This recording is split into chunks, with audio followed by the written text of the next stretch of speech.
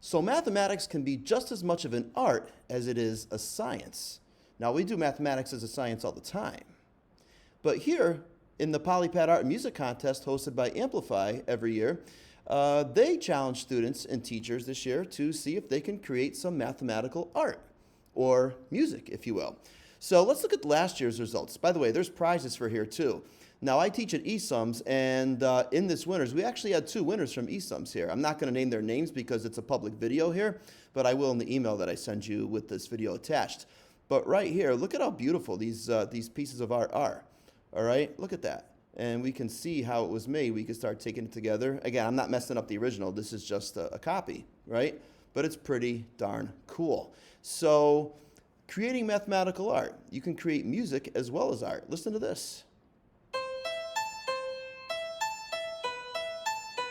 Made with fraction bars.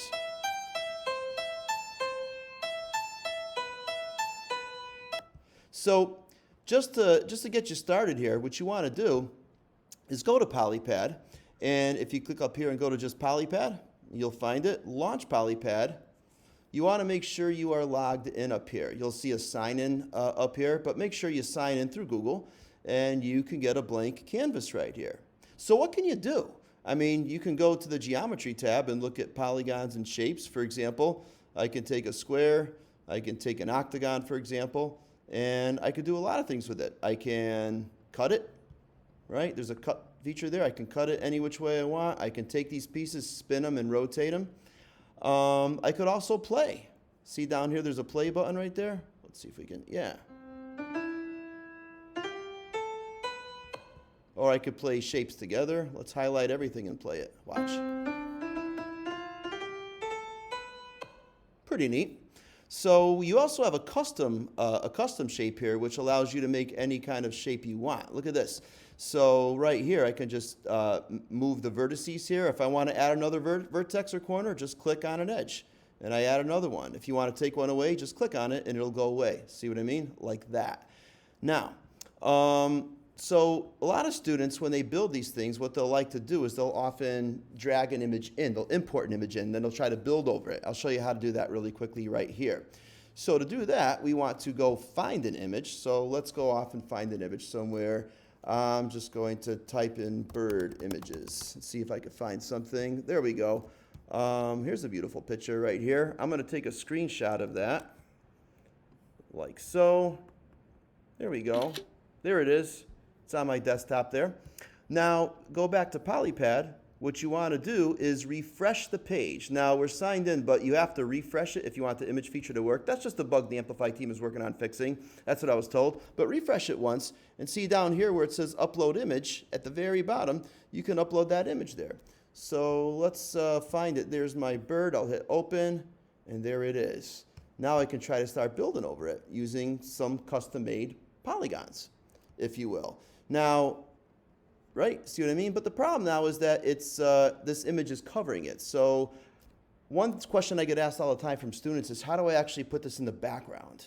That's very easy to do. What you want to do is put on something called authoring mode. All right? So right here, if you go to File right here, there's all the tools, but go to File, scroll down, and turn on authoring mode. When you do that, you unlock a whole new feature of power of Polypad that you don't even realize. All right? So if you click on this image here, click on the 3 dots where it says More Tools for the image right down there. Okay? And where it says Authoring, click on that, and you want the layer to be back. And so now I can go here and maybe put this, try to create something here. Now that's a turquoisey color, right? So what do I want to do here? Well, if I want to use this hexagon, I have color options here, but I don't like the colors that I'm given. I mean, this might work a little bit. That's kind of close, or maybe that one. But maybe I want to create my own custom color. To do that, again, with authoring mode turned on here, you want to have authoring mode turned on, scroll down just a little bit and turn on advanced colors. All right? Now, this gives you a whole mess of options right here. Right here, if you click right there, right? That's the RGB, or the red, green, blue sliders, if you will. So you can make it any tone or any shade you want. of red, green, blue, and you can even adjust the opacity of that figure, right, with the bottom one, the fade, if you will. Okay, and now you can start to put that over here. Maybe I want to cut this in, I don't know, just kind of do something like that and try to get it to fit. You see what I mean? I mean, we're just getting started, all right? But those are a couple tips and tricks there. Now, if you're interested in music, I could tell you that Polypad has a music tutorial right over here. Okay, let me go back to Polypad, Art Contest. Click on that little trophy where it says Art Music Contest. You get that. All right. They have a whole tutorials here. Getting started with music, right? See the fraction bars?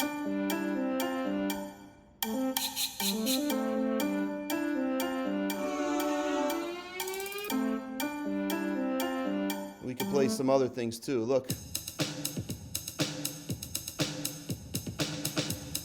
Made with quarter notes, eighth notes, and 16th notes. Pretty cool. So, hang on a second. Let me stop this. There we go. That'll stop eventually. But, okay. Hang on. Okay. All right. Oh. Anyway. Let me just close out this tab. But you see, that's kind of what it's looking like there. So just to show you a couple things here, let me get rid of this bird image here, just to show you how to make music with fraction bars. I'll show you really quickly, just to get started, maybe give you inspiration, and your students as well. But right here under fractions, if we go to fraction bars, we can start dragging them out. So maybe I want to look at some quarter notes and some eighth notes, right? And so if I click on the fraction bar, click on the dots, right?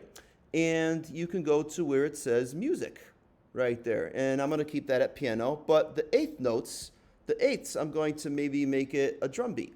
Maybe I'll do a snare drum. So now, if I highlight everything, not the trapezoid there, but watch this. I'm going to hit play now. We're getting somewhere, right? But then we could experiment with all sorts of things. Now, this is going to make it, some of you are like, oh, this is going to make it ugly, right? But maybe not. Let's actually make that a tambourine. There we go. Let's highlight everything and play it now. Obviously, the seventh is a little off sync there, right? But who knows? Off notes could help make something sound more tense. Sky's the limit here to what you can do. Again, mathematics can be an art as much as a science. But this is the Polypad Art Contest. You can find more information at polypad.org. But just wanted to show you this just to get you started to see what you can create. So have fun creating this year. And I think the entries, let's see, I think it's due in June or something like that is the actual polypad.info.com. I think it's by June 13th, it says. All right? And there are prizes there. 2 of our students last year at our school won $100 Amazon gift cards. I'm not sure what the prizes are this year, but it's definitely worth the effort. So there you go. Math is an art, so have fun making some.